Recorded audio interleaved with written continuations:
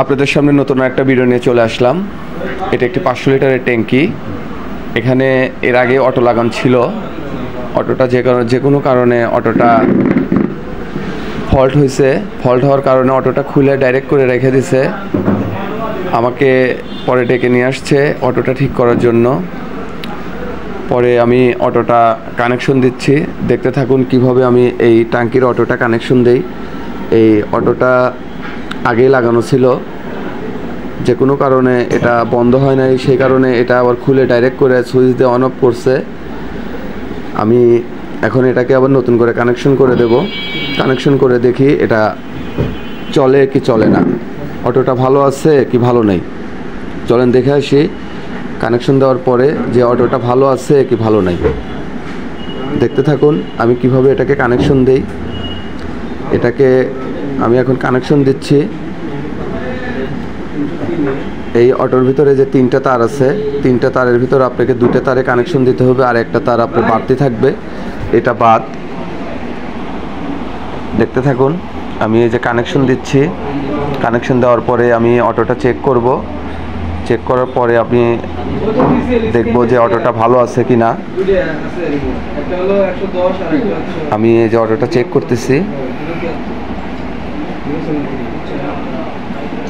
দেখতে থাকুন এটি একটি সাবমার্সিবল মোটরের অটো।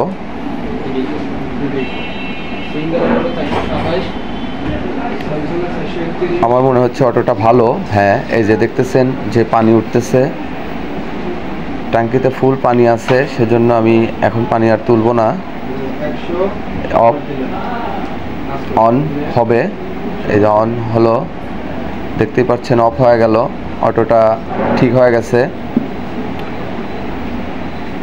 অটোটা এখন আমি এটাকে অ্যাডজাস্ট করে দেব।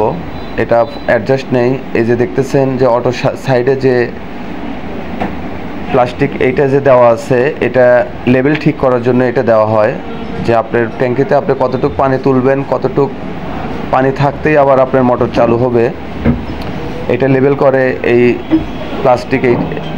এইটা দেখতে থাকুন আমি অটোটা এখন লেভেল করে দেব। অটোটা লেভেল করার পরে আমি আপনাদেরকে আবার দেখাবো যে কিভাবে এটা অটোটা লেভেল করতে হয়। আমি এটা লাগানোর পরে দেখলাম যে আমার আরও, এই যে দেখতে পাচ্ছেন অটোটার যে লেভেলটা আছে, এটা থাকতে থাকতে এটা নিচে চলে যাওয়ার কারণে এটা আর অফ হয় না। তাই আমি এটাকে এই যে ফিক্সড করে দিচ্ছি, লেভেল দিয়ে ফিক্সড করে দিচ্ছি, জানি অটোটা অ্যাকুরেট কাজ করে। দেখতে থাকুন কিভাবে আমি এটাকে ফিক্সড করি।